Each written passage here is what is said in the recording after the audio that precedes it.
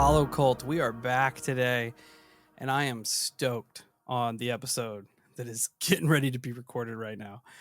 We are here with our friend Shanclen, and he has decided to come on the show and share with us some stories of Navajo folklore, legends, skinwalker legends, and it is going to be awesome. So stoked. Shanclen, it's all yours, my friend. Oh, good to see you guys. Good to meet you guys. Happy to be on here.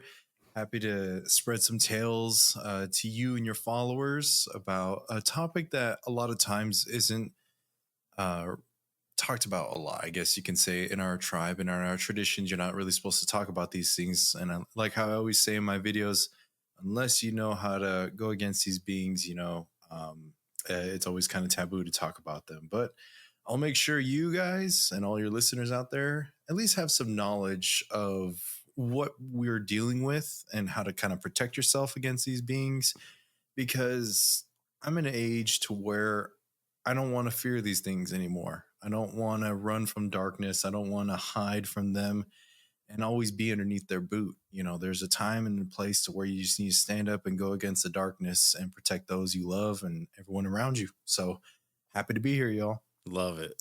Absolutely love it, dude. Stoked. I'm So stoked. what got you into all this? Like, where did it all start for you? Yeah, so all this honestly started, as far as for an indigenous person, the paranormal life, I guess you can say, in the Western world starts out when you're a child. For us indigenous people, you always go to ceremonies, you always interact with spiritual beings and deities from a very young age. So in these ceremonies, you go in there with the mindset of you're going to pray for yourself, you're going to pray for your family, and whatever spirits may come to you, may give you a vision, may speak with you, give you dreams or something like that. They'll come to you like that and to give you inspiration, knowledge, or guidance in your life. And so there's so many different types of ceremonies that are out there, and just learning to live with the land, learning to live with everything that's around you is a part of the indigenous lifestyle. So you acknowledge, the sky, the earth, the wind, the clouds, the rain, the sun, the moon, the stars, everything that goes around in this world that kind of has existence. You go and you acknowledge all of those.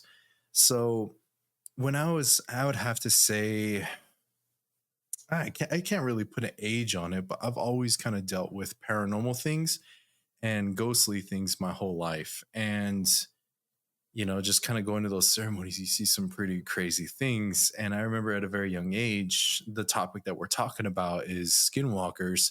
A lot of times when we do our ceremonies, they are done at nighttime. And for those of you out there who don't really know, the Navajo reservation is a very rural area, to where, your nearest neighbors a couple miles down the road and there's no one around. So when you would have these ceremonies, it would be out in these locations. And a lot of times darkness and evil will try to come and disrupt whatever holy process you're trying to do, to where they don't want goodness for you. They don't want goodness for the family. They don't want goodness for the patient or whoever's being doctored in the ceremonies. So kind of, I would have to say, I started my YouTube channel, I would say about 2 months ago. I would have to say, a little roughly, but I've been interacting with paranormal beings my whole life, I would have to say. That's awesome. That's wild. Yeah. Before we dive into the skinwalker stuff, since we're talking about the paranormal, I'm curious where UFOs and aliens fall into the lore with indigenous people. Yeah, so I'll tell you this thing that my grandmother told me that was pretty wild about her mother. So my great grandmother, she grew up on the reservation, and there was a time when, I guess you can say, the BIA, Bureau of Indian Affairs, was going around the reservation and taking kids from their families to be able to take them to boarding schools and residential schools. So my great great-great-grandfather, her dad, hid her away in a canyon to be able so that she would learn the traditional ways, learn her language and the ceremonies. So she never went to school. So the backdrop that goes with that is understanding that there is no electricity or running water out there. So she had no influence of, I guess you can say, the Western world when it comes to like school, comic books, radio, anything like that. And she used to tell stories of beings that in Navajo she would describe as a plate that would come down from the sky and go into a canyon not too far away. And she said that when she was a little girl, she would see that and she would ask her dad, like, what is that over there? And then he said, those are the star people. Those are the Star Nation beings coming down to get herbs. So he said, you never go over there where they were. You leave them alone. You let them do what they're supposed to do. And so, but she got curious one day. And after they came one time, she went to where they were. And there was, I guess you can say, like a circular burn mark, I guess, where they landed or something. And around the edges of that, there was beautiful healing herbs that were growing out of that burnt ash. So she said that when they would come down, they would take something, but they would also leave something for us as offering, as thanks.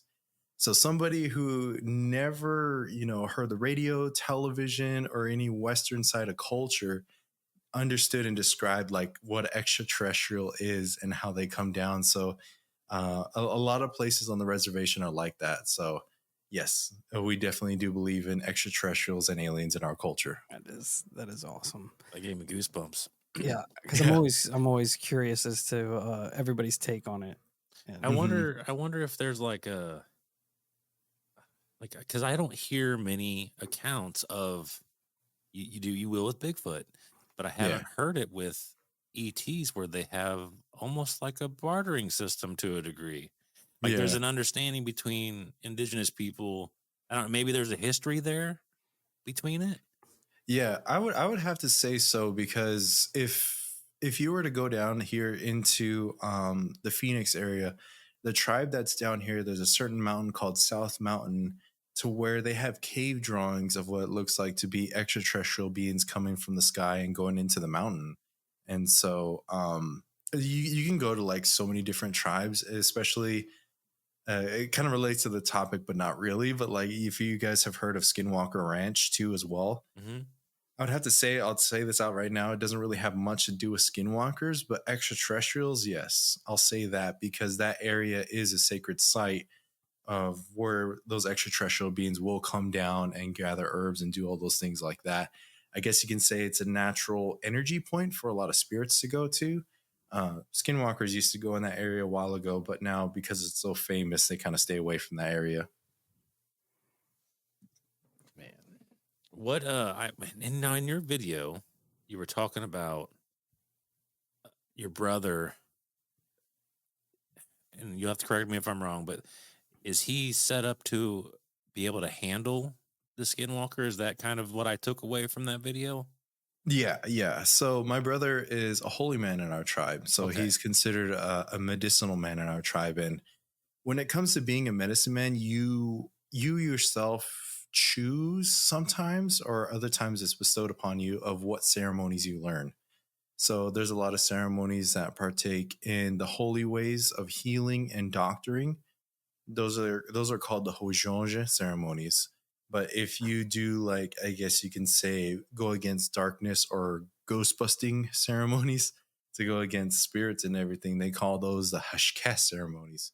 So the Hashkes ceremonies are the ones that my brother learned at a very young age. So I was pretty much his pupil throughout all these years, learning everything he has to teach for me throughout all these years. And it's pretty much got me to where we are now. And dealing with skinwalkers of that caliber, yes, that is some of the training that we had to go through to be able to learn how to go against darkness. Man, I couldn't. Now, did your brother choose that path, or was it one of those that got bestowed upon him? It was kind of one of those that was bestowed upon him. That's awesome. Yeah, so he was like, because we grew up, you don't normally see a lot of medicinal people that deal with the ghostly stuff and all that. Very few of them that are left because unfortunately a lot of them have passed because of the darkness overtook them a lot of times and took their life. But so he was like, okay, I'm gonna be a medicine man. Cool. I'm gonna learn how to heal people. Like, nah, you're gonna deal with all this darkness the rest of your life.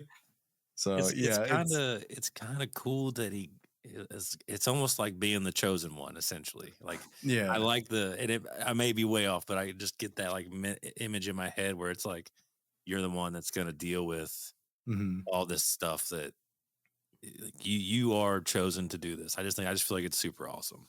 Yeah, he was selected to be one of four in our tribe. Wow. So they're all spread out through the Navajo Nation, but the rule is they're never allowed to meet or talk in person because there have been times to where in the past they're considered guardians, and the guardians sometimes have turned evil, and because they knew of where and who these other guardians were, they went and killed them to try to make sure evil kind of takes over. So that's one of the rules is like, okay, you never speak or see each other, but you just know that they're there. That's crazy. That's like that's wild. I mean, like multi-million-dollar companies do that type of stuff where they're like, all right, you guys ain't hanging out together in case something bad happens. Like Yeah, we for can't. real. And it's like a literal fight between good and evil. You know what I Hmm. mean? Because you have your guardians that are posted up, and we can't afford to lose. Group you all together, and then have all of you get ambushed, and now we're guardianless. We don't have any guardians anymore. Yeah, it is definitely like that. It's the fight between good and evil is very real for us, especially back in the day, because there used to be a lot of evil medicinal people that were out there as well, still to this day, that witch people and try to kill people over so many different things. I guess you can say there's evil medicine men for hire that are out there these days. So learning That how to is protect each so other and do all that stuff is still relevant to this day. damn. How long did it, or how long was your brother in training, for lack of a better word, before he was like good to go? And He started his journey when he was 13 years old. So he is now 30, and he always tells me I will never stop learning. There's always something to learn when it comes to this stuff. So, but for me personally, I would have to say it took him like 7 to 10 years before he actually started doing a lot of the stuff on his own and everything, taking on the more challenging roles and all those things that happen out there. I mean, I couldn't imagine being 13 years old and be like, "Hey, this is the path you're going down. This is what you have to do." Yeah, and then but that's the thing too is when you're or when you're raised up in our culture and all that, you're already introduced to a lot of those things at a very very young age. So and so he was already pretty much knew of it, but now he's like, okay, now it's your turn to take this over and do it. So it's kind of like one of those generational things. It's like, okay, so and so got too old. It's your turn, the next generation, to take it up, and you do it from there on. Whenever it comes to learning these things, is it mostly done by kind of like word of mouth, or is it done like is there like literature behind it where you can go and access the knowledge that you would need to do these things? It's mainly from word of mouth. A lot of our teachings are oral teachings that kind of came down. Up until recently, I would have to say the 50s and 60s was when they actually kind of started documenting a lot of our history, like on paper. But as far as for the ceremonies, those themselves are not put on paper because a lot of times you have to learn. It's pretty much one of those things you can't really explain it. You have to go through it and experience it yourself, and learning to build those spiritual connections through your mind, through your body, is something that you have to go through yourself, instead of, I guess you can say, you have to feel it instead of read it, kind of thing. I like that. So yeah, it takes a long long time for a lot of medicinal people to learn their ways, but unless you're a chosen person, there's a lot of different types of medicinal people. There's some that go through mentorship to be able to learn how to talk to and communicate with spirits. But then there's also medicinal people who are born with the gifts to be able to, I guess you can say, mediums who can see spirits and communicate with them without learning the songs and the ceremonies to be able to gain that ability to see spirits and all That's I love it. I love it. that. Oh man. I guess we can hop into these skinwalkers if you want to give our audience a little kind of brief history of it, and then kind of jump into where you and your brother come in and do your Do your thing. thing. Yeah, for sure. I'm with Steve. Let you properly tell everyone what a skinwalker actually is. Yeah, Because yeah, for we sure. have done our research, and it is what it is. I don't know if it's real or not, if what we've been uncovering is there, but I'd like to hear it from you as to what a skinwalker actually is, how it becomes, the whole nine. Mhm. Yep, 100%. Oh, sweet. So the origin of the skinwalker, or how we say in the Navajo language, they're called the Yenagloshi. And the Yenagloshi is how you translate in English is jump in the skins. So when you're a medicinal man, you're taught many abilities on how to give offering, how to pray, how to protect yourself, how to doctor people, as well as many, many other traits on how to do those things. Now, very, very select few medicinal people were taught by the spirit people on how to shapeshift. And they were taught how to shapeshift into a coyote, an elk, a deer, a hawk, or an eagle. And sometimes they turn into a mountain lion or a bear as well. But typically not really those ones, because, the whole objective of why they were learning how to shapeshift was because they had to travel to 4 sacred mountains in the Navajo Nation in a very quick time period to be able to perform a ceremony. And in that ceremony, you had to travel to those mountains and to kind of give the people an idea of how big the Navajo Nation is. There's 4 sacred mountains. There's 2 of them in Colorado, 1 in New Mexico, and 1 in Arizona. So Flagstaff, Grants, and 1 in Durango, and 1 not too far away from Durango. That's where the sacred mountains are. So a holy man, when they learned how to shapeshift, was able to traverse the land to go to those sacred mountains all in one day, all 4 of those mountains. And they had to collect certain herbs, soils, and perform songs and ceremonies at each one of those in a very, very quick manner. And he would make a thing called a sacred bundle that he would bestow upon a family that would give them blessings and protection in their home that gets passed down from generation to generation. So with that, though, to be able to learn how to do that took years and years and years to learn how to do that. Very, very hard work. I would have to say like 20, 30, 40, even 50 years. A lot of times it took to learn how to shapeshift like that. You had to spend your whole life learning how to do that. Now, there was a lot of people that got frustrated during the process. There's a lot of people that were just like, just gave up in the end. And they prayed and they said, okay, I can't do this. This is taking too long. I can't do it. There has to be a faster way. So evil and darkness came around, and then they themselves said, I can teach you how to do this real quick. But there's a couple things you have to do before you can be able to learn to obtain this power. So in those things, you had to learn to be able to learn how to do it in the evil way. You had to go and sacrifice your loved one, someone very, very closest to your heart. It would have to say like your wife, your mother, brother, sister, grandmother, grandfather, or even a newborn child that you just had. Something that is closest and dearest to your heart. You had to go to a cave where you would begin the initiation ceremony to be able to learn how to shapeshift and get the items needed to be able to learn how to shapeshift. So you have to go out, you have to go hunt, say, a coyote at first. A lot of the beginner skinwalkers, their rankings, they have to start out with either a buck or a coyote skin.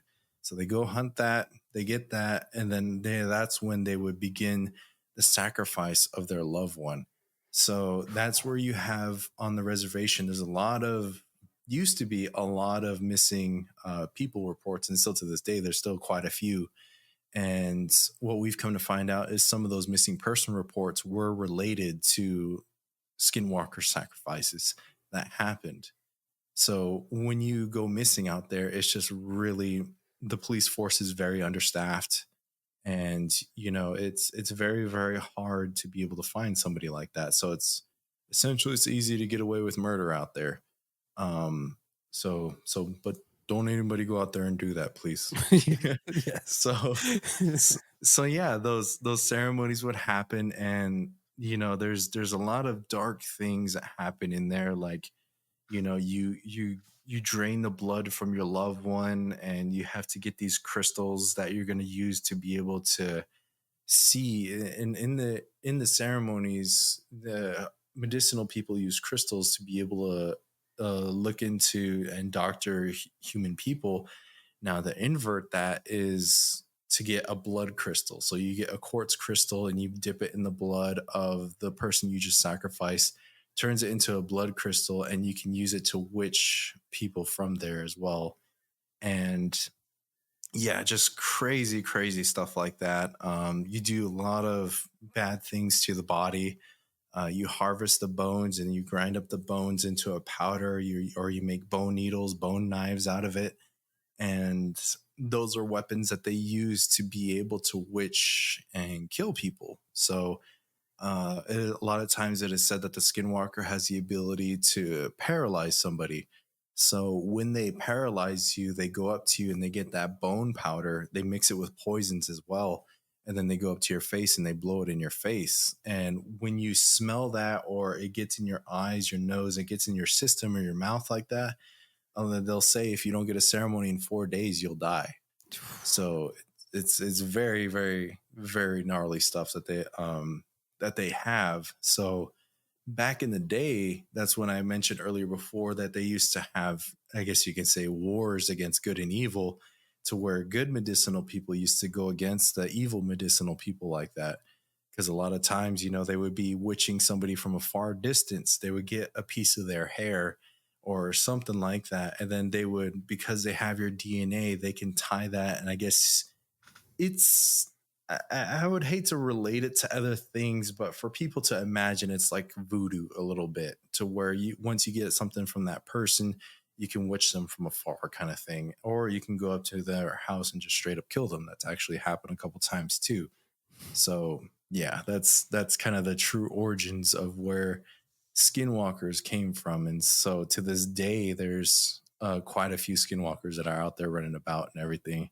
So the Navajo Nation has, I would have to say, 300 or 400,000 people living within the Navajo Nation. And I'm pretty sure you can go to every single household and they all have stories of something running around on their roof and doing crazy things. That's wild. It's terrifying. Yeah. It's terrifying. So is the skinwalker isolated to your region, or is it out elsewhere in the world? Wherever there's a Navajo, there can be a skinwalker. Okay. That makes sense. So with that, it can a lot of our ceremonies that we do tie into the land itself. So the four sacred mountains, in a sense, give the indigenous people a lot of power and medicinal people a lot of power, because that's where they came from. That's where they grew up. They know the names of these mountains and all these offerings. So it gives them a lot of power whenever they do these ceremonies.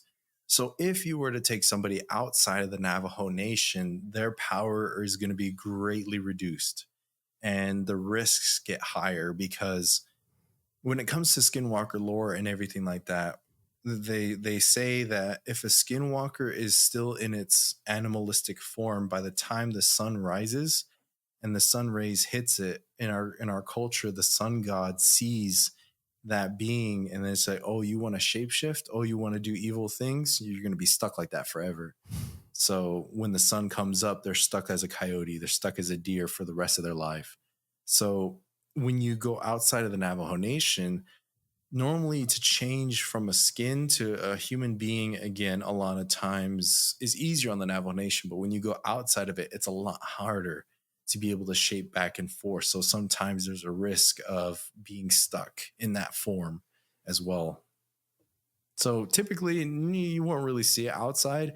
I have seen, very few of the very, very higher ranked skinwalkers be able to leave, and they go to other tribes' sacred sites and sacred mountains and learn to get familiar with those and to be able to draw power from those.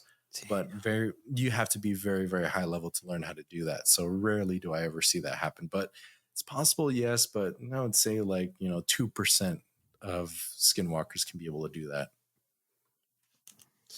Right on. Every once in a while, you'll see a supposed skinwalker video pop up, or people kind of attributing certain sightings here and there, because there'll be similar characteristics between what you hear about skinwalkers and then what people have experienced over here. So people are like, oh, they automatically jump to it's a skinwalker. It's a skinwalker. Yeah. You know what I mean? So I'm just curious what that all entailed. And it does make sense that they draw on the land, they draw on your sacred sites, and that 100% makes sense. Yeah, I've been on social media a lot, and I've only seen one thing that kind of piques my interest that might be a skinwalker that wasn't on the reservation. Was, I don't know if you guys seen that picture from the zoo in Amarillo, Texas. I don't know if I have or not. Yeah. There was like a picture of something that looked like it had like a wolf pelt over him, and he was over the security camera that captured a photo of it. And I'm not too sure if that's somebody out there, but I was just like thinking, I made a joke to my brother when we saw that, like, damn, imagine a skinwalker went to a zoo and got like a tiger skin or something like that. That would be awful.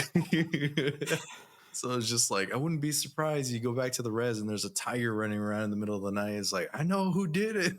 That would be terrifying. Oh, man, I couldn't even imagine your brother having to deal with that. Like, I'm not sure I'm equipped to deal with, a tiger. Oh man, that's for real. Big cats, I'm out. Ain't no way I'm messing with the big cat. Yeah, so it's pretty uncommon to be able to see it. And being face to face with these beings for all these years and seeing them, they have a very distinct look to them. And a lot of times what people imagine is very, I guess you could say, the light version of what they actually look like. I guess if you can imagine somebody that has a bunch of skins on them, but their face is painted in such a way to where you try looking at them directly in their eyes, it has an ability to look blurry, because in the skinwalker lore, if you know the person that's the skinwalker, you can call out their name and they'll die. That's one of the things, is that that they try to hide that. But a tactic that they use is they would use the face of the one they sacrifice and put it over theirs. And so you don't know who it is. And sometimes they make masks of other people. So that's one thing that's always told is when you're a medicine man and you're going against evil like that, yeah, it may look like somebody so-and-so over here, and you send something against that person, but that skinwalker was wearing a face of somebody else, and it goes to that person and gets redirected, and they're completely fine because they wore that mask. That's cold. Yeah, that's cold right there, man. Like how I said, it's been warfare that's been done for hundreds of years, so they've learned loopholes and tricks to be able to cover their tracks and everything. I mean, it makes sense. Evolve with the times and the tactics, Mm-hmm. It's, I mean, and it's just kind of like, that really does, I don't know, for whatever reason, that really solidifies their name. Yeah. When you were describing wearing their face, I'm just like, oh, wow. Like that. That's a whole new serious spin on that. Yeah, like I said, it's very, very, it's disgusting. I have to say, it's an abomination to what good and holy things are. Like, no matter what religion or where everything is, everything about them is just the opposite of that, and it's just it's horrid, And then Absolutely. That's one of the things that why we take on and why we go against these beings is to save those people. to stop that from happening. And we've known people who have put on the skins and gone down that road. Like how I said in the Ancient Skins video, that was one of our relatives that passed away, and those remains of his regalia were in that chest. So that's how real it is like, okay, this is our distant grandfather who just passed away, and he was a skinwalker and nobody knew about it until he passed away. And it's just like, dang, that's crazy. That's wild, man. It is wild, man. I don't even.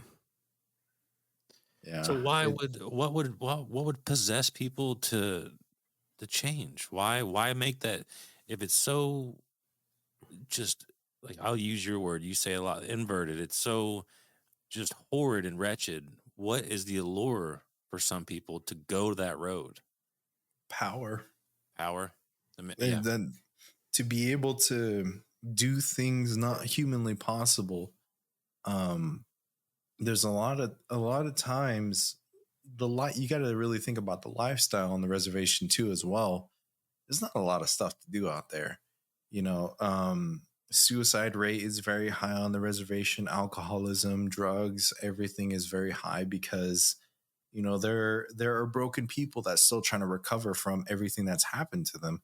So though even in today's generations or even 2 generations past, they themselves did not go through the atrocities that happened, but that generational trauma is passed on. Their father, I guess you can say, went to residential schools and had his hair cut, was beaten, and was told his religion is nothing. So he picked up the bottle as a coping mechanism. So then that got passed down to his kids. They got beaten and all these traumatic things happen.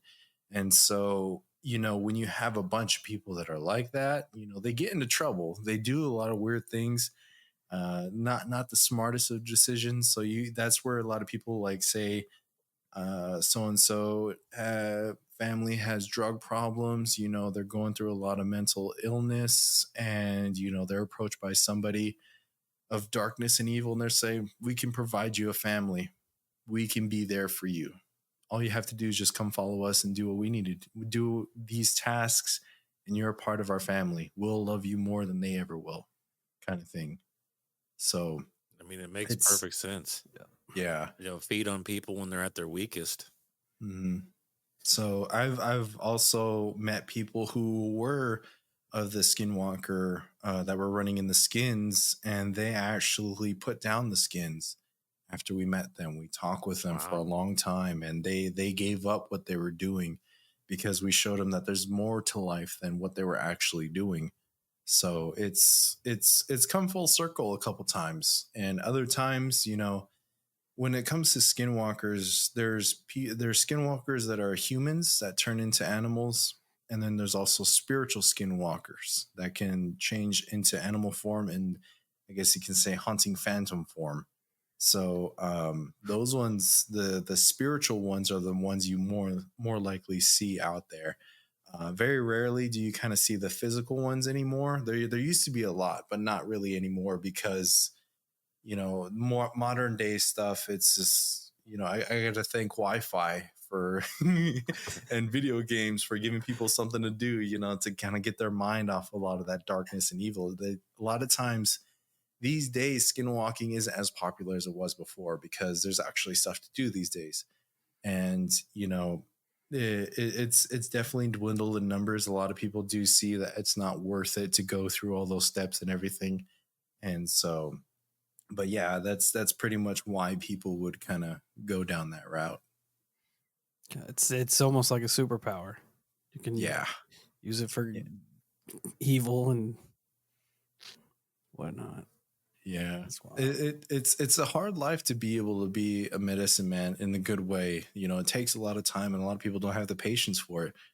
And you have to literally leave your family, go live with the medicine man, and live with them every single day. Learn the language, learn the songs, learn how to do the prayers, the offerings, go to sacred sites, and all these different things. Like I said, it takes years to learn how to do this stuff. So a lot of times people don't have the patience for it these days. That kind of sucks. Like, I know that we're on the outside looking in, but like, I just feel like those are important things that should be carried on. Yeah. And I understand like today's world is fast. It's unforgiving, like you have bills and like work, and it just all wants to go 100 miles an hour. It's hard to slow down to do Mhm. those things. It's a bummer to see those amazing things get lost to history. Yeah, and it's I'll probably be making a video about this one too. Is just that topic alone of how Western society and living has affected our traditions and everything. Because when you go out into the reservation, how my grandparents currently are living right now is they have a plot of land, they have home on the reservation, they have solar out there, and then they have a well not too far away, and they have livestock. So they get social security checks because they're retired and everything.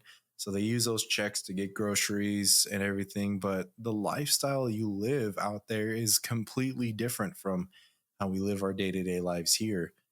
Out there, your only options for jobs is a gas station, a grocery store, or you're a travel welder, or you work construction. That's pretty much the only jobs you have. So if you want to work anything else, you have to leave the reservation, kind of like how I did.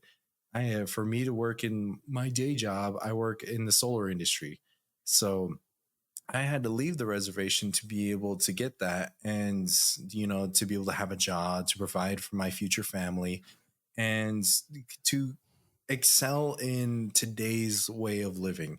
Now, if you go out there, your worries are completely different. You don't got to work. You don't gotta, do all this stuff, but you have to take care of your livestock. Early when the sun rises up, you have to let out your sheep. You have to go let out your cattle, let them graze, do all that stuff. You prepare breakfast, you prepare dinner, and there's so much responsibilities of just, it goes back down to just survival. You get hungry, you have to go butcher a sheep, you have to go do this, you have to go get the meat, prepare the meat, get the wood, chop the wood, excuse me, make a fire, cook the food, and then once the sun sets, you get all the animals back in the corrals, you go to sleep, do it all again the next day. So it's a completely different lifestyle. Well, if you want to get into some of your just absolute asinine skinwalker stories, man, I think everybody is ready to hear it. Yeah. There's so there was this one time this one's probably gonna, spoiler alert for my next upcoming video I have. This one's gonna be that. So you guys get the exclusive of All what this right. story is gonna That's be. awesome. So we were kind of, I guess you can say, hired to run security for this one ceremony.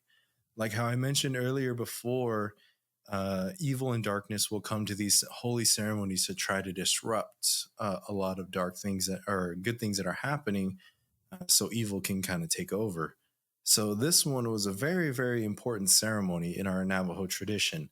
This ceremony was called a kinalta, and in that ceremony, there's it's a coming of age ceremony for a woman. So that's when she becomes a woman. And in that ceremony, every step that's done is very, very particular in the outcome of the rest of her life. How she performs in this ceremony is going to outline if she's going to struggle or have a good life coming forward. And each one of the steps in the ceremony outlines her future life. So darkness comes in, and I guess you can say women that are coming into that stage, or another example would be twins and all these other events that happened, are at the peak of when a human being is, I guess you say, their soul is ripe for the taking. Their soul is expensive right now. So they're most expensive and delicate at that time. So they'll come to try to disrupt and make sure her life is bad, to make sure all these evil things happen to her coming forward. So we were hired to run security at this location. And I would have to say, I began my trainings and doing all this other stuff. I would have to say I was about 16 or 17 years old when this happened.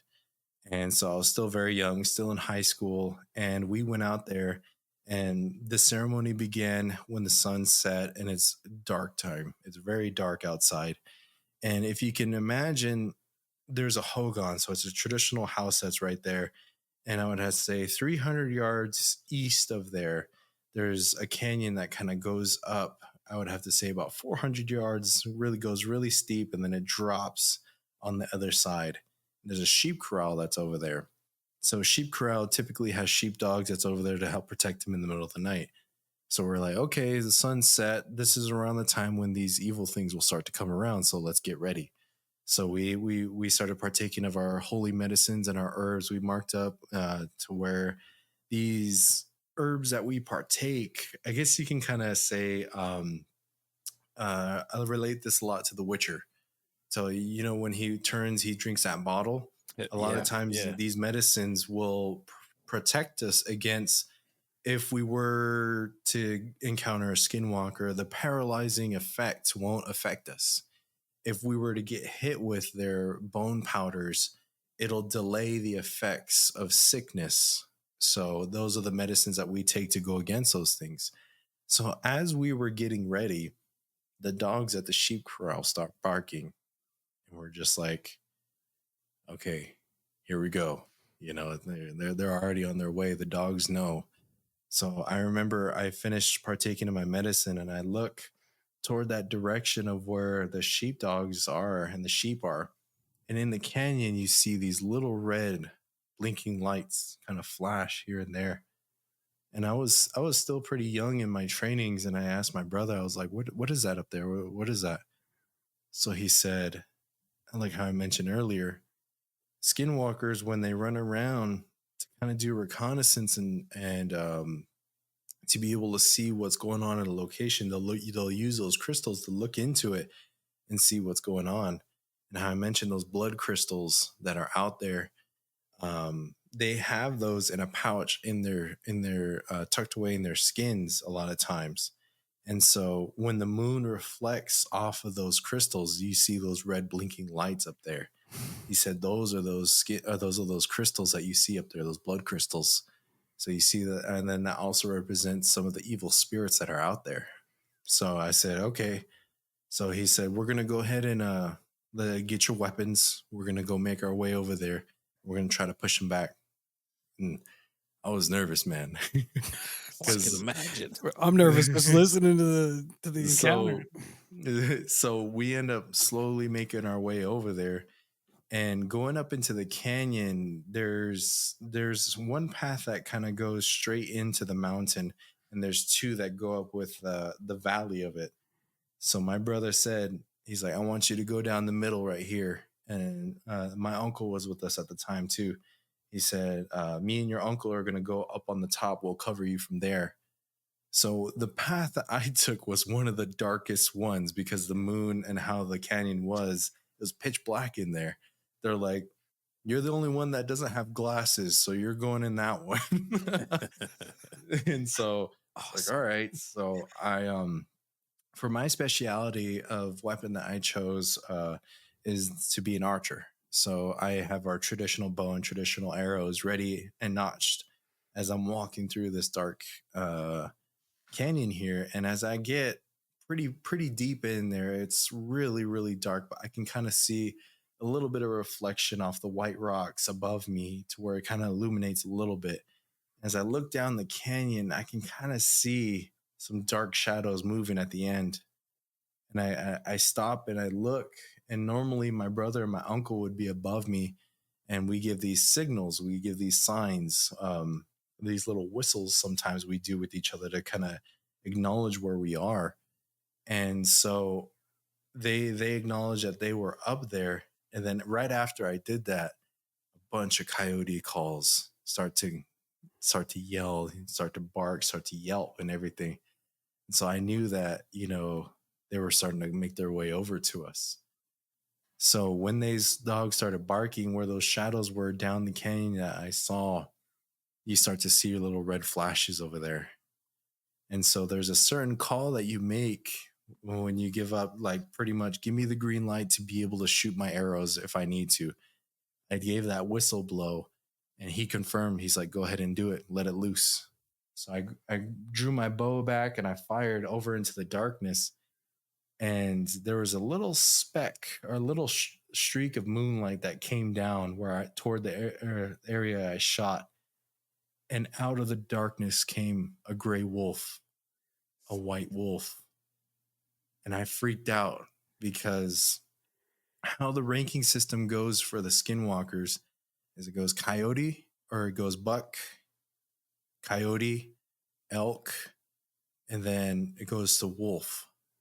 So the wolves are one of the I guess you can say the captains of the skinwalkers. So this guy was high level, and I'm just over here with myself. This is my second time going against these things. I am not ready for this. So I blew my emergency whistle. And then that's when my brother and my uncle made their way down, and that thing started running. It ran the opposite direction. And so we started chasing after it. We went after it, and we made it to the cliff's edge. And we're just like, where to go, where to go. And there's a valley that kind of goes, I would have to say, about 400 yards, and it goes straight up into another cliff. And on the other side, that's where you see even more red lights. I would have to say about 20, 30 lights along that canyon edge over there. And I was like, fuck, there's just three of us, man. But that's the thing is, once we confirmed that they were on that side over there, we're just like, they can do whatever they want over there. Like, I'm not going to climb no cliff over there to try to go against them and everything. So we're just like, we have, like Obi-Wan said, I have the high ground. We're going to keep the high ground. And so they stayed over there. So we waited about a good 30, 40 minutes, and we made our way back over to the ceremony, because a lot of times when they try to distract you or take you in one direction, they'll come up from behind and do whatever they want at the ceremony. So we made our way back over to the ceremony, checked around, everything was good. And this had to have been around like 3:30 in the morning. And sure enough, when we get back, we check around, we have a smoke break, and, they finish up the songs, and the woman has to come out during the ceremony. And then she goes back in. It's like, okay, this is a good breathing area. So we sit by the fire for a little bit, and then we look, the dogs start barking again at the sheep corral. We're just like, fuck, they're back. So we see those red lights again over there. Then so we start chasing them back again. And this goes on for the next hour or so. But then, we tried one more tactic, that we tried to entice them to come and trap them in the sun. I guess you can say, wait for the dawn to come up, to egg them on, to be like, hey, excuse my language, we say, hey, fuck you, you guys ain't shit, you guys ain't powerful, you ain't nothing, and then trying to play at their ego so they can be like, oh, they want to fight, they want to do these things. And then, but sure enough, none of them took the bait. They knew what we were doing. And then as that blue rays of the sun started coming up, that's when they all ran. They all went back to wherever they came from. So the thing is, though, as that blue light started to come up across the valley, there was a dirt road that kind of goes into that canyon, and no one lives back there. We only use that road to get, if like the sheep go back there or the cattle go back there. So we drive on that road to go get them and bring it back. There was a truck that came up, and its headlights went over there, and we're just looking at it. We're just like, who is that? It's none of our relatives' truck. Who is this guy? So the lights turned off. And then all those red lights that you see in the canyon just make their way over to that truck. And then the truck turns its lights back on, and it drives away. So it was picking up its buddies over there. Yeah, it was a damn skinwalker carpool. Exactly, man.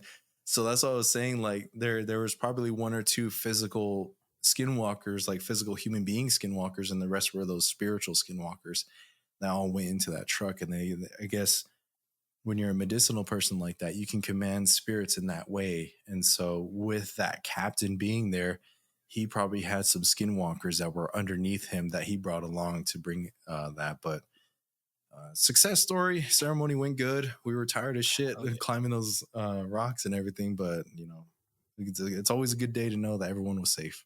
Oh, for sure. Yeah, that's awesome. What's for you? What's more scary, the physical or the metaphysical? I would have to say metaphysical beings, because there's a lot more scarier beings than skinwalkers out there. I'll tell you that. Yeah. Well, I meant in regards to the skinwalker. Skinwalker, I would say physical for sure. Physical, yeah.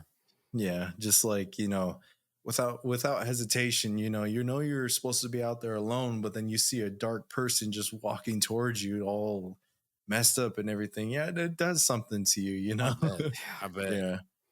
So at least when it's spiritual, you only kind of get glimpse of like that crystal, or if you're untrained, luckily you'll see that crystal. You won't see in full detail what they look like, but physical, yeah, you see everything. Yeah. Can the metaphysical skinwalkers, can they cause you physical harm? Yes. All right. Yes. So yeah, it's pretty crazy, because it's one of those things to where it's a delayed effect. That's where I actually got injured one time, to where I'm not too sure how it happened, but we were in one of these altercations with a spirit. It wasn't a skinwalker, but it was a darker entity, to where it got to my lower back. And it wasn't until like a couple days later I couldn't walk. It was just so painful. My brother was a medicine man, looked at it. He says, "You got stabbed in your back spiritually right here." He says, I gotta do a ceremony to be able to heal you up and make it all better. And so sure enough, after that ceremony, I was able to walk again, which was pretty amazing. Yeah. So these beings, yeah, they're the real deal. So that's why we always say, just be careful, talking about these beings and all that, unless you know how to get rid of them. So we've had our fair share of going toe to toe with these beings. When you encounter them, do you usually encounter them in groups, or are they more solitary? It depends. If you start to build like how we did, you start to build a reputation to where just one won't do it. If we show up to a location and they don't know that we're there, most of the time it'll just be one, and they'll just run away. But if there's multiple of them, then they'll try to shoot their bone darts at us, or even the bravest ones will come toe to toe with us, and we'll duke it out with them. But mostly, like, if you're just a normal person, a lot of times you'll just see them individually, just one person. But sometimes if you're a very powerful medicine man, you know your songs and ceremonies, how to protect yourself, they'll send multiple after you. That's terrifying. Yeah. Terrifying. Can they just like pick you guys out because of who you are? Do they just know who you are? Yeah, because especially when it comes to medicinal people, like how we said in those songs and ceremonies, you learn how to talk to spirits. So they're the same thing too. They're evil medicinal people that talk to spirits. So they have their spirits and we have our spirits, our ancestral spirits that we have, that are warriors from a long time ago, that come back as guardians to kind of help us go against the darkness and the evil that's like this. So they themselves might not be able to see them, but their spirits that are with them, they're like, hey, it's these guys that are over here, because then they can see like our spirits that are over there as well. And they're like, nah, you guys ain't gonna win this, pull back, kind of thing. So that's kind of like one of those things to where, the spirits will validate a lot of things that happen for you. And that happens a lot of times in war times too. Having a medicinal man on your squad or on your crew is very, very helpful. I can imagine. Yes. Yeah. Do your physical weapons have the same effect on the metaphysical skinwalker, or do you have different tactics for physical and metaphysical? So you can make weapons that pierce the spirit realm. So we use traditional weapons, not traditionally for our tribe, but for other tribes that in history. In one of my videos that I covered, we use the katanas. And on the west coast, there's some ancient stories and cave drawings of peoples that came across the ocean. They were called the beetle warriors, because how they were described and shown in the cave drawings was their armor. They were armored from head to toe, and then they had, I guess you can say, what looked like pincers on their head. Yeah. And they wielded blades. They called them the blades of the crescent moon, because whenever there's a new moon, there's that crescent, right? That's right there. So they called those the crescent moon blades. And so they traded with a lot of the tribes that were over there. And some of those crescent moon blades were some of the items they traded. So a lot of people said that, damn, did the Japanese come over here? Yeah, I So mean, it it's sounds just like the samurai. that's what I'm saying. So at what specific period that they came in, I'm not too sure. But I do know that based off those cave drawings that they did make an expedition over here, whether they came out through Mexico or straight from the coast of California, I'm not 100% sure. But all I know is that those weapons were traded, and a lot of times they were, a lot of them were lost in battle. So we chose that weapon based off of that knowledge and that history that's right there. So you can put ash on there. And the reason why we put ash from a fire is because in our traditions, whenever we do our ceremonies or anything, it's very natural based stuff. So when you go to the creation of this earth, when you go to the creation of anything, there was always fire. There was always that element that was always here before humans were even here on this planet. So that's why it's a very, very powerful thing, because when you burn wood, it's a very holy process that goes from a physical thing to a spiritual thing. You burn it and then it turns to ash and then it goes to smoke, and then you see the smoke and then it disappears. So that's why in our traditions, tobacco, even though this is a vape, new age tobacco, tobacco is very important for us Navajo people, because they say when you smoke tobacco, it goes inside of your lungs and it goes and sees everything that you're going through. You may not be able to put into words how you're feeling, or you don't know how to pray about it, how to ask for what you're needing. And so that smoke will go inside of you. It'll find that out when you blow it out. That message and that prayer is going to go into the spirit world. You see the smoke and it disappears into the spirit world. And it takes that prayer to whoever needs to listen and hear it, and it'll come and help you. So in a sense, that happens when you make a fire too. So when you make a fire, you give it cedar or sweetgrass or other offerings in the fire. You pray to it. Says, I'm going to use you for protection. I'm going to use you for these purposes. Protect me against these evils and these darkness that want to go against me. You pray to the fire like that. And when it goes, they say when the fire turns into white ash, a lot of times you see black and white ash. If it's all white, your prayer was answered.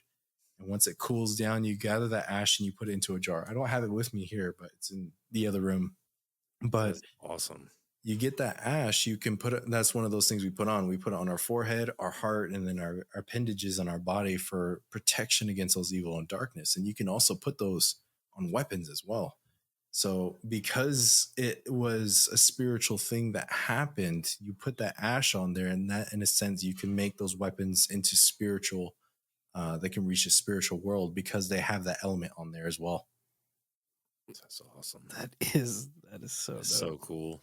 We actually had in our old channel, we were investigating a place called, I don't know if you've heard of Bobby Mackey's Music World. Yep.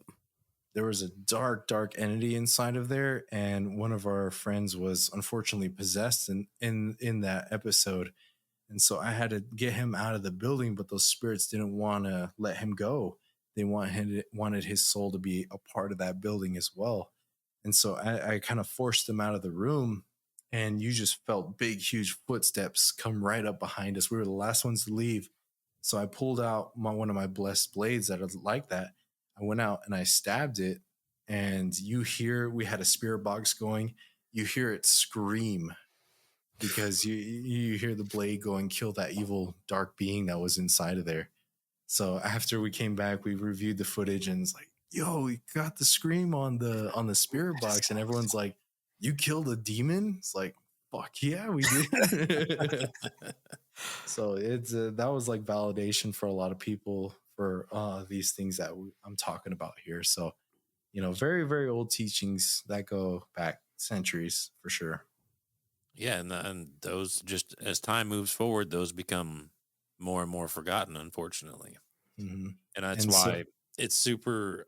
I mean, I appreciate you coming on and kind of speaking on these matters, because like we were talking earlier, a lot of people they just refuse to speak on these subjects. And Mhm.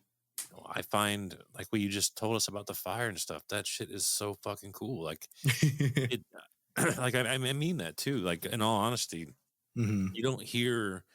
I appreciate. That's why I appreciate your culture so much, because there's such a deep connection with everything. You know, a lot of, and in the modern world, people aren't connected to shit, man. Yeah. Like Their cell phones. that's just cell phones, Wi-Fi, internet. Like that's the most connection they get, and Mm. it's super awesome to listen to the deeper meanings of life and these ancient teachings. And I don't know, I've always found it crazy fascinating. Um, actually, my wife is native, and when I went up Nice. to Michigan to her family reunion, they did ceremonies and stuff, and it was just at a family reunion. But I'm telling you, the way it makes you feel when they're all doing their thing, you feel the energy coming from that. And I mean, when we were on our drive home, I was talking to her about it. I'm like, she's like, "What'd you think?" And I was like, "That was fucking awesome." And she's like, "Are you serious?" And I'm like, I'm serious as a heart attack." I'm like, "That Yeah. was so fucking cool." And I'm like, I feel honored to have been there and, was able to partake, or at least watch and listen. I didn't really partake, but I don't know. Mhm. It just, you feel the energy come from all that. And I just feel like those things are super, super important. Yeah, and then that's why I said like a lot of times it's not written down because you just have to experience it. Oh, dude, when That's you how. said that Mhm. I instantly thought of being up there at the family reunion. And I'm like, that, I mean, that explains everything. Mhm. And It this really knowledge does. and these teachings that I'm telling you is just little, like I only told you like 3 or 4 things. There's like thousands of things in just my tribe. Now there's other tribes that are out there in their sacred lands and they have their beings as well. So a lot of people say, they see a skinwalker or something out there and it's just like it may not be a skinwalker, but these other tribes have their own monsters and deities out there that are similar to skinwalkers, not skinwalkers, but they're similar, Like the Wendigo. yeah, Wendigo is.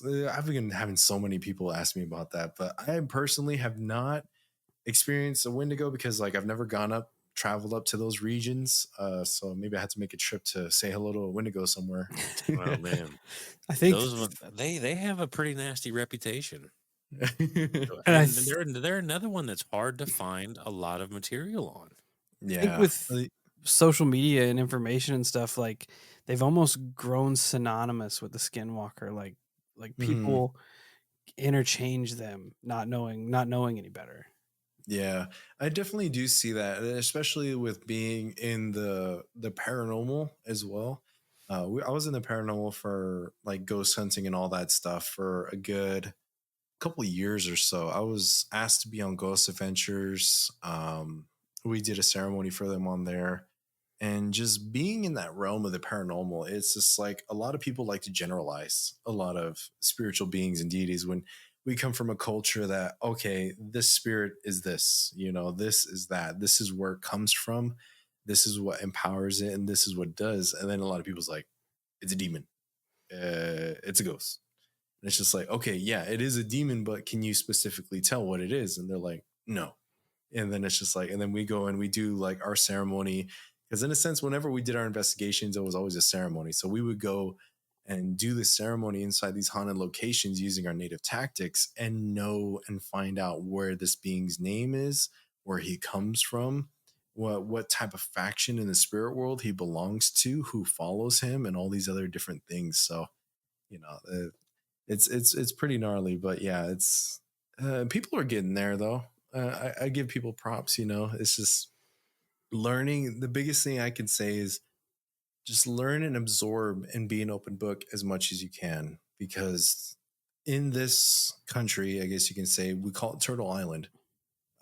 Canada, United States, and Mexico. If you were to zoom out on it, it's in the shape of a turtle, to where the Mexico country that's right here, Central America, that's the tail of the turtle, and it goes up into Canada. It's its head, and then Florida is its leg, and it kind of goes like that. Indigenous people have always called this place Turtle Island. That's why they call it that. And we didn't have no satellites or anything like that. The spirit people told us where you live on is called Turtle Island. So Canada, United States, and Mexico, or shaped like that. So being an open book, you have to learn on that you aren't the only peoples that are here, especially nowadays too. It's not just indigenous people that are living here on Turtle Island anymore. You have so many cultures, you have so many religions, you have so many different backgrounds to where their religions and beliefs and where they come from on this earth, they come with their spirits as well. So a lot of times people say like, oh, this is the only way to get rid of this thing. It's like, whoa, whoa, whoa, whoa, whoa. One religion doesn't overrule one. You know, these different beings rely and listen to their own beliefs of where they come from. So learning how to do that, I guess one thing that I always think of was during the mummy. If you guys remember when the mummy was coming up to that guy and he had that necklace of different like languages and symbols and everything like that to be able to learn who he's talking to, in a sense, that mummy's not going to understand English. So if you start yelling and babbling at it in English, you have to know its language. You have to know where it comes from, its religions, and it's I guess you can say kryptonite on its religion and how to go with it. So there's just so much to learn out there. So I always tell people just be open-minded and absorb, be a sponge, and have fun, but be safe. That's pretty much what we do.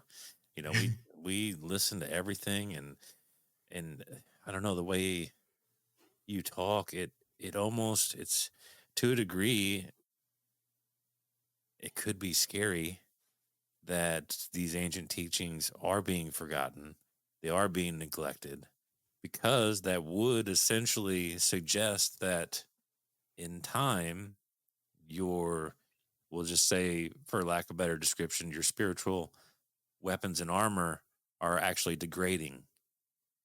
And all evil has to do at that point is wait and wait until these teachings are damn near forgotten. Yep. And then they get to come full bore because now we have no spiritual armor or weapons. Who do you think is given the ideas to distract people with phones and TV and all these other things to make people forget where they come from, make people forget how, to be one with the land and the earth. All those people from around the world used to do that.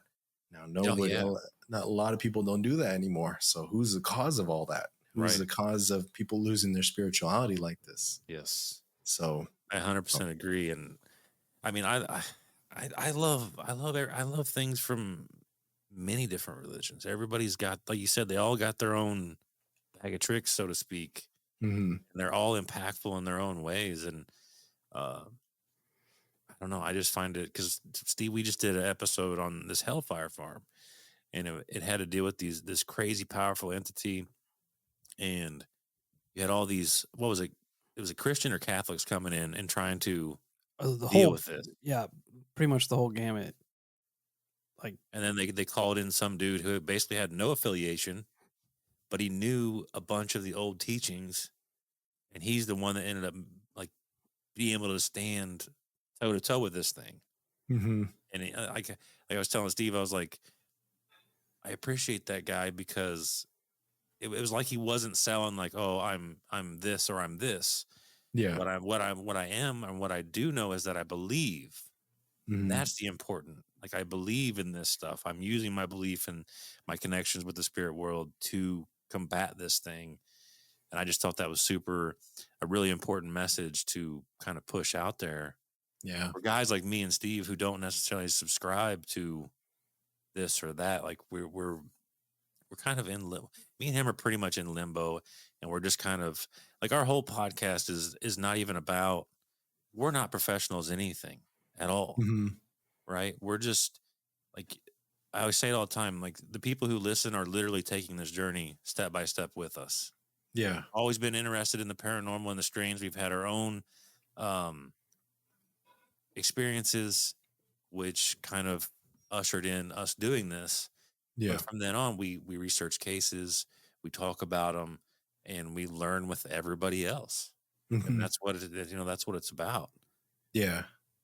It's definitely a journey, man. It's definitely a journey. For sure. And we're, saving up to be able to go out and do things and find our own stories, That's pretty much the best advice I can give you is just like I said before, go experience it yourself.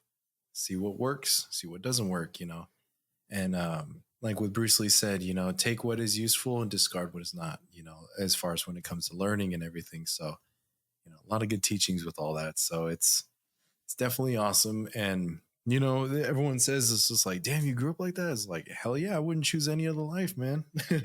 You go That's against these dark awesome. beings. It's like, yeah. It's awesome. And we get a lot of things about like, do you ever have elders or people, get after you for sharing this information? It's like, hell yeah, we do. A lot of times our tribe and our traditions, were our ceremonies and everything were illegal up until 1970. So we What? couldn't do we couldn't do our ceremonies up until the 1970s when it was American Indian Freedoms Act, Religion Act was enabled. So if we were to do our ceremonies, we would get tossed in jail. And plus everything that happened in residential schools, you speak your language, you lose your ceremony and everything. So that's why a lot of times our elders gatekeeped a lot of our languages and ceremonies and teachings and all this stuff. That's why you don't hear a lot about that.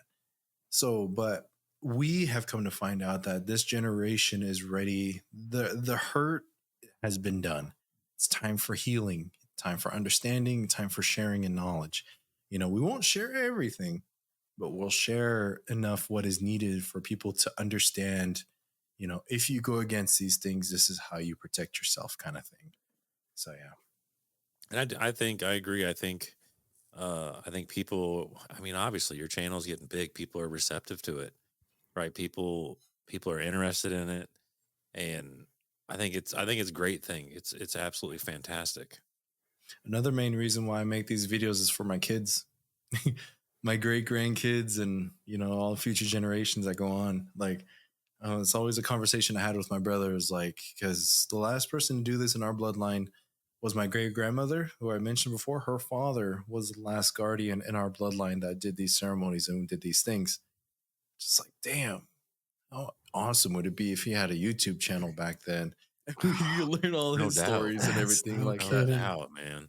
So I'm sure each of your family and guardians have absolutely insane stories yeah, in dealing with these things. so all my future kids out there, be sure to do your homework, listen to your mom. I um, ain't no doubt. I was listening to the Ancient Skins video, and you had talked about when a skinwalker took a life of a buck, that Mhm. the spirit of the buck is kind of tossed into a bad place. Yeah. Does the same go for when the skinwalker takes the lives of people? Yes. That is something that, how I mentioned before is when souls are very, um, I guess you could say ripe for the picking. There's a lot of stories of how, they would go kill a newborn or twins or somebody who's going through, a transitional period in their life. They would gather their soul. And that's where it kind of gets more into the spiritual paranormal side of things, is because in their ways, they have ways to trap the soul and sell it to, whoever, to be able to gain more power, more abilities to do these certain things. So yeah, that is something. That's where, that buck in that certain story was, I guess you can say, it was in purgatory. Normally, like when you go hunting, you always thank the buck. Thank you for providing for us. Thank you for sacrificing your life so I can survive and provide for my family. So normally when you do that for an animal, it goes on to the happy hunting grounds, or animal heaven, I guess you can say. But when you do it in an unholy way that they do, how they do like these evil dark things to the animal, that spirit is unrest. It's in purgatory, I guess you can say. So it wanted its revenge, because normally in those teachings, those things can come back at you. And in a sense, that's what we did. We called upon that buck to be able to, okay, this person did this bad thing to you, so now go ahead and do whatever you wish to this person, because this is what you deserve. You deserve your peace. You deserve to be in this happy hunting ground. So in a sense, yeah, they could do that for human spirits as well. That's wild. Yeah. Just locking people away in purgatory. Yeah, it's pretty crazy. We went to this one location in Arizona here. It was a jail, and we did a paranormal investigation there. And it wasn't a skinwalker or anything really indigenous related, but it was more of I guess you could say a Christian devil that was there. He was part of the Ars Goetia, and the demons that were in I guess you can say this one general or king of hell. His name was Zagan, and one of his generals was there, and I guess he's in charge. He was in charge of that region, and so during that time, we were able to figure that out. He even said his name on the spirit box and everything. And so that whole time, there were spirits in there calling out for help. They were like, "Help us! You know, we're stuck. God has forsaken us. God cannot save us." And there were so many of those spirits that were there. And so we were able to do a ceremony to be able to, we didn't, because it's not our location, we didn't kill that demon. We just pretty much pushed him against a corner of the building, and we got all those spirits out of there, and we set them free to wherever they went, whatever religion they went to, you know, heaven, or they went to go see all these other places, wherever their heaven is. You know, we set them on that journey, and they went to wherever they needed to go. So yeah, I guess you can say spiritual human trafficking is a thing. That's terrifying. God damn. Yeah. I'm not trying to deal with that shit. Yeah. Moly. A lot of times, you know, that stuff happens when you have an untimely death. So I guess you can say everybody kind of has a fate, has a clock on their lifespan. You die of natural causes of like normal old age and stuff like that. I don't know if you ever have people that are getting ready to pass away, and then they start seeing, "Oh, it's my mom," or "Oh, it's my brother who passed away," and everything. They say in our traditions, our teachings, that they're getting ready to go. They're getting ready to take that next journey because those spirits came down to help guide them on their journey to the next world. And so, you know, when you have an untimely death, those spirits aren't there to take you on that next step. So when you say like you die in a car crash, you get killed, you get shot like that, your spirits aren't there to take you to that starting point to where you need to go for heaven or wherever. So a lot of times, like in the movie Ghost, what was it? Patrick Swayze, I think. Yeah. So when that guy died, he was looking around. He didn't know he was dead. A lot of times, that's where you get a lot of hauntings from, is because, you know, it's a wandering spirit that comes around. Now, in our traditions and our stories too, we have beings in the spirit world called soul eaters.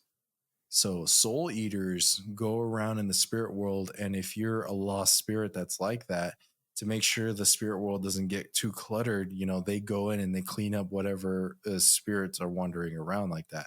So when a spirit runs away from a soul eater, sometimes they'll go into a house that has a cross, that has like Buddha or something, or some kind of spiritual protection around it, and they'll hide in that house because that soul eater can't go in there. So that's where you get hauntings. You know, why is this random spirit in my house? It's like, oh, so and so died in here, but he doesn't want to leave. It's like, okay, well, his family doesn't know that he died. They don't know where he's at. So that's where you do the ceremony to get him to call upon the heavens to bring his family down to take him to his next spot. So it goes into that a lot of times. And so, you know, that's kind of like a little pinch of like the paranormal side outside of Skinwalker stuff on how we see things. Goddamn spiritual Roomba. I gotta ask, because now it's out there. Where do spirits go that are consumed by the soul eaters? Nowhere. Oh, there's nothing left. That's as far as I know. There's nothing left. That's heavy. So it's just like lights out. When we were told, because we got curious sometimes. We in ceremonies we ask our spirits too. It's like, what does heaven look like? And they're like, we're not allowed to tell you. You'll find out when your time comes. They always told us that. It's just like, dang, man, you know. So, but they always told us, you know, that whenever a spirit goes and dies in the spirit realm, there's no life after that.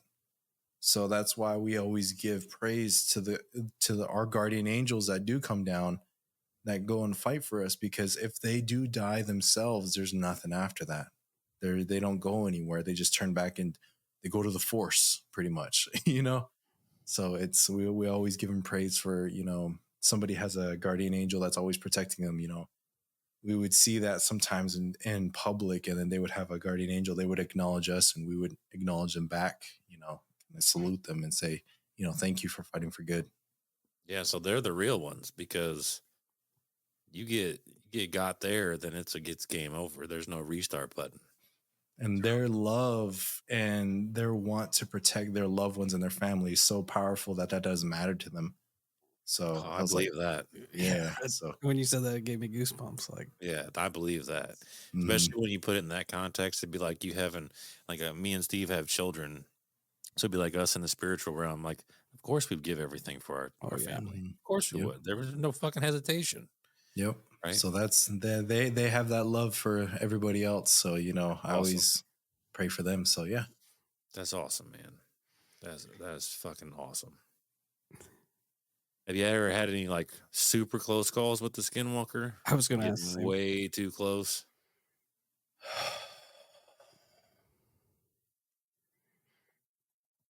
Not really. No. That's good though. You're doing something right. If that's yeah. For It's sure. like I've never had, like, because I always had my brother and my uncle nearby, and you know they and a lot of times when you go onto the ranking or skill level of evil, darkness, you rank a skinwalker from 1 out of 10, there are 2. A lot of times a 1, as far as for how evil and bad things are on the reservation and what you could go against. There's even worse things, you know, I was gonna compared to ask what the that. skinwalker is. After So you a lot said, of so a lot of times the skinwalkers like to prey on the weak. They like to prey on the scared, you know, the old grandma that's by herself, or, you know, the kids and everything that are over here, you know. If you go up to it and you face it head on with no fear, you know, you have your weapon, gun, whatever, you know, you can go and wreak havoc on them, you know. It's just they're a lot of times they hit you from afar, they witch you from afar, or they do their tricks, you know. They get in your house and then they'll get you when you're sleeping or something like that. Not a lot of frontal confrontation. A lot of times they'll indirectly get you, kind of like assassins, or, you know, like native ninjas in a sense, kind of thing. So I've had close encounters before, but never with the skinwalker. Have yet to meet one that was actually kind of close. Actually, we filmed a YouTube video about, we took this one group out into the reservation. They're called a TFIL YouTube group, and we actually captured a skinwalker skin on that video. That's awesome. that is awesome. That's dope. So if you guys want to see that, because we've never actually thought about taking a camera and doing that stuff, so that's the first time. So if you guys ever want to see that, you know, I used my bow and arrow and I shot that at that thing, and, you know, yeah, I won't spoil too much, but you get to see the skins. Gotta from go Skinwalker. YouTube. Gotta go YouTube Yeah. and check it out. Yeah, exactly. That's coming out on Thursday, I think it is. So Awesome. yeah. I know earlier you mentioned other metaphysical entities that are far worse. How often do you encounter those? Not depends. Sometimes you deal with them pretty often and not a lot. So there are natural darker entities that we like to call death spirits in the spiritual realm. So excuse me, sorry. No, you're right. Yeah, there's death spirits. So in our traditions, when you die and you leave your body, there's a spirit, a death spirit that comes and claims your body. So in our traditions in the Navajo culture, when you die, say you die in a hogan or a traditional home, you and the family that's still alive have to leave that house, because that spirit has pretty much taken over that house, and that spirit owns it, because the death spirit looks after the body. Say you go and bury the body, he is the one that looks after the body to make sure you decay all the way. He makes sure that your bones and your skin goes away. And there's a lot of sacred teachings to go with that, because if you were to die, and a lot of times it's said that your brain still functions for like 4 days after you die. Scientifically, that's just found out recently, but we've kind of known that already. That there's evil spirits that can go into your mind even after your spirit left. Your brain is still kind of processing. So an evil spirit can go into your mind, take your memories, take your voice, take all these things, and prey on your family after you die. So that's where, like, you would say, like, oh, Uncle Joey over here, I heard his voice over here, but then something evil happened afterwards. So that's where, an evil spirit came and took those brain memories from his brain and all that, and then started playing against you. So that's what a death spirit is. There was one time we went out to do a ceremony, and we had to call upon a death spirit at this one house. And somebody passed away of intoxication, unfortunately, in a home.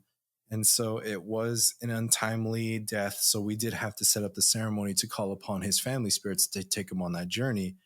And we also had to call upon a death spirit too, to where darkness, he can take care of the body after they bury him and everything.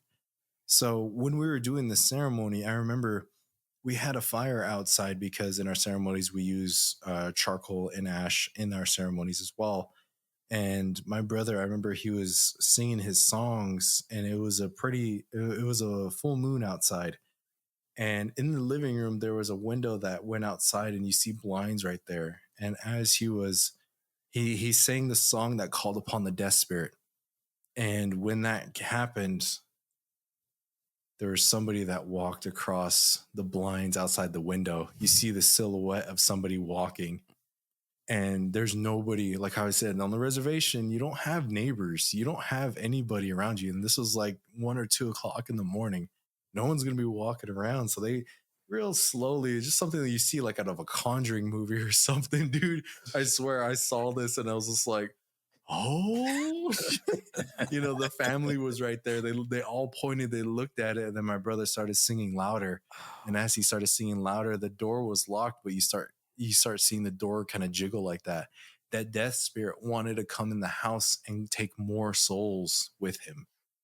So that's where you have to know the songs to be able to. The death spirit has its roles, but it's one of those in between things to where sometimes it'll take more than what they need to. So that's where he started singing the protection songs to make sure that death spirit didn't come in and do that.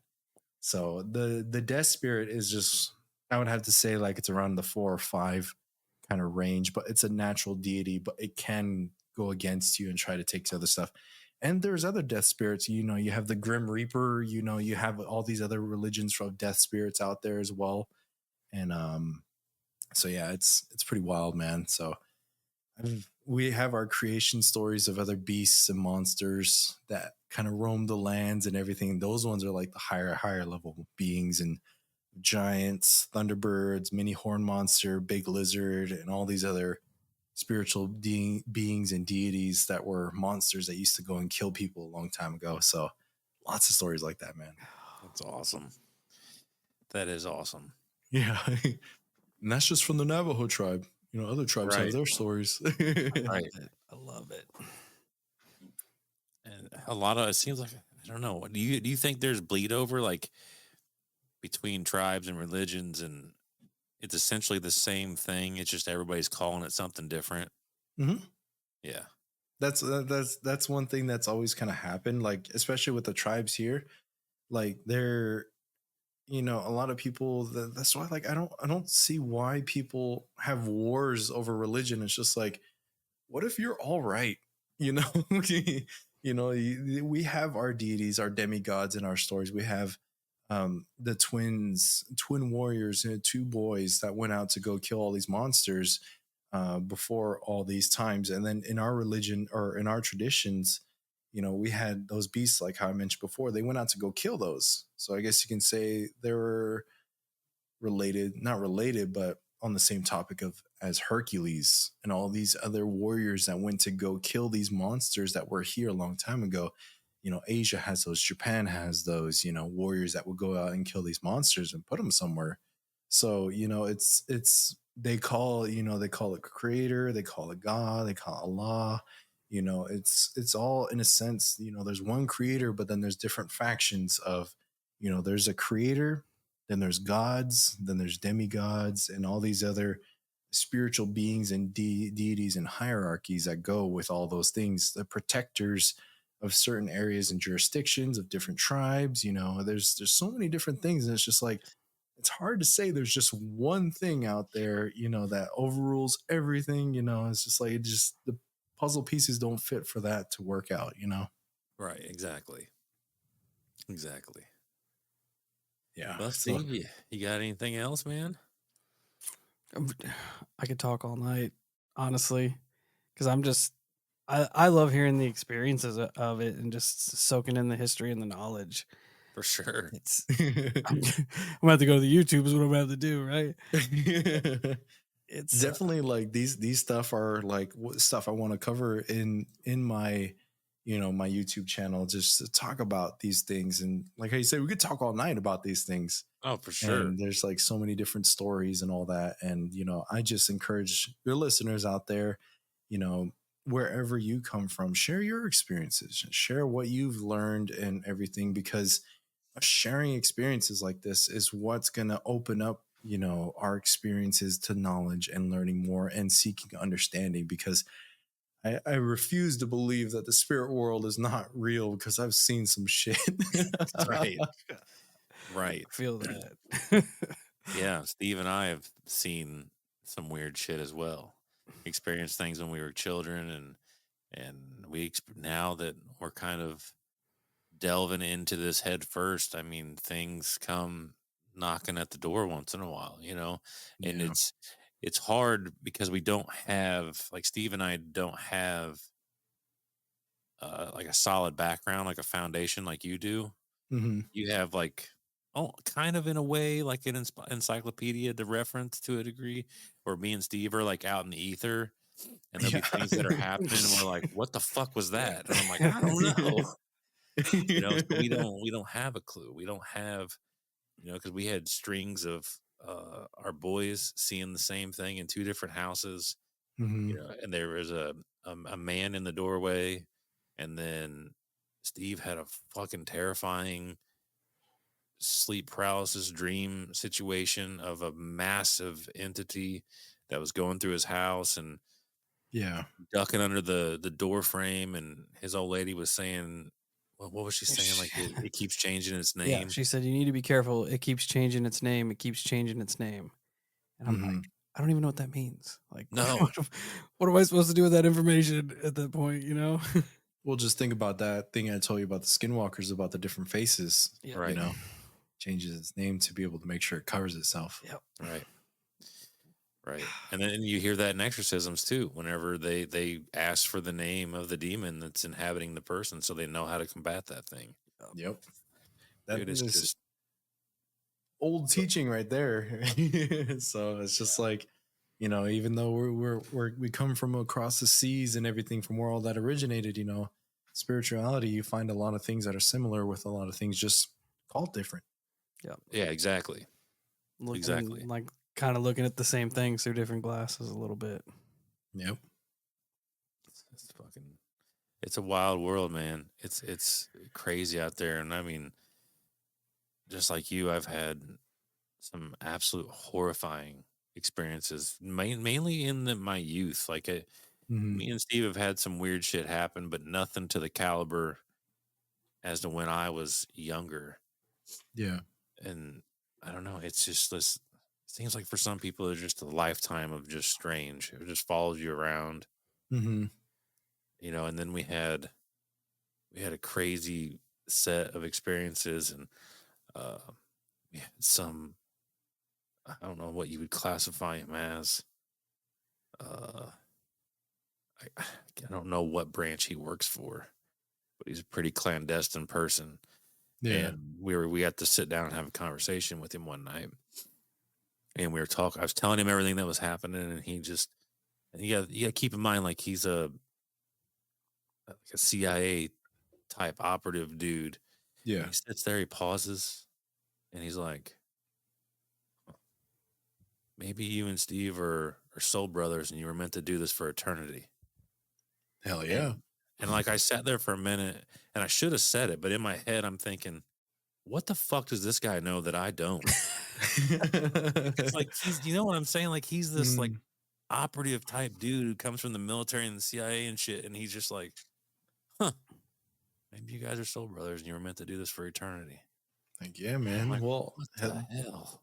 You meet people like that, you know, it's just like you connect on a different level, and it's just trying to find, it's rare to find that, because you know those teachings and those knowledge, that kind of that bond that you build is very, very special. So Right.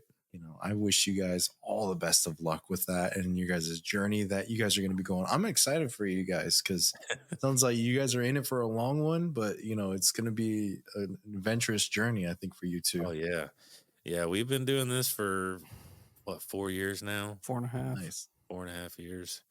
And like I said, lifetime of weird shit. A lot of it seems to be more on the ET side of things. Yeah. Now that we're diving, though, it seems to be getting more spiritual and which is cool. Like it has completely changed my life in the way that I interact with the world. I'm far more appreciative of things, you know, and I can't say that I 100% subscribe to a specific religion, but I 100% believe that there's something out there. And one thing you'll learn to come to find out in your journey is extraterrestrials and spiritual beings are not that different. Yeah, we've been hearing that. Mm-hmm.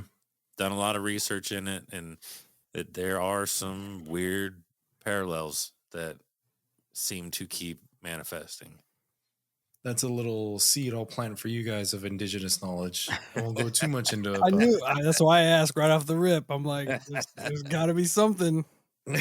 Got to be something. That's as much as I'll tell about that. I'll let you guys put the pieces together after that in your journey. But yeah. Oh shoot, man! It's been a pleasure speaking with you, dude. Absolutely. Heck yeah! Thank you guys for having me on. Like, I love having these type of conversations, man. I love meeting people like you guys. Absolutely. You know, that are just open to having these conversations. So I just want to say again, thank you guys so much for having me on. This was a lot of fun, man. Absolutely. Pleasure's all ours. For sure. And right back at you. I wish nothing but the best for you. I hope your channel keeps blowing up and you get to be a big legend in the area of it.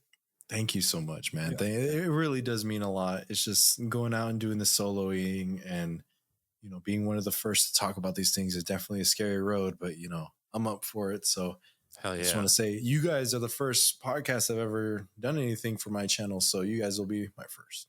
Awesome, man. It's I'm glad that we get to be that. And dude, if anything ever arises in the future and you want to talk about it, or you ever just want to hang out again, shoot me a message. We have each other on Instagram. I was thinking the same thing. I'm like, man, we've spent a lot of time like going through history and stuff. I'm like, we're gonna have to probably do a part 2 sometime and dive into the encounters. And heck yeah, man. So you guys ever go to the res? You want to go see some skinwalkers? I'll take you. You know, I'm down. I'm down. I've already driven out there once. I'll do it again. You know, let me know, man. Let me know. Hell yeah, dude. We follow each other on Instagram, so yeah, for sure. That'd be awesome. For sure, yeah. dude. That'd be awesome. But if you want to, go ahead, punch out all your socials and everything again. Sell yourself. Yeah, Make people come watch your stuff. Yeah, so if you guys want to check out more of the stories that I'm going to be sharing, I'm going to be going into more of our indigenous cryptid beings, I guess you could say. You can find me on Shanclen Shadow Productions on YouTube, Facebook, Instagram, TikTok. So if you ever have a message or question, just hit me up on Instagram. I'm normally on there all the time. If you want to do a podcast, let me know there too. But everyone that's listening to this one, go share this podcast, go subscribe and share these guys' podcasts. Make it be number 1. That's right. Yeah. I love it. Again, thank you so much for hanging out and sharing your knowledge and being patient with us with our questions and stuff like that.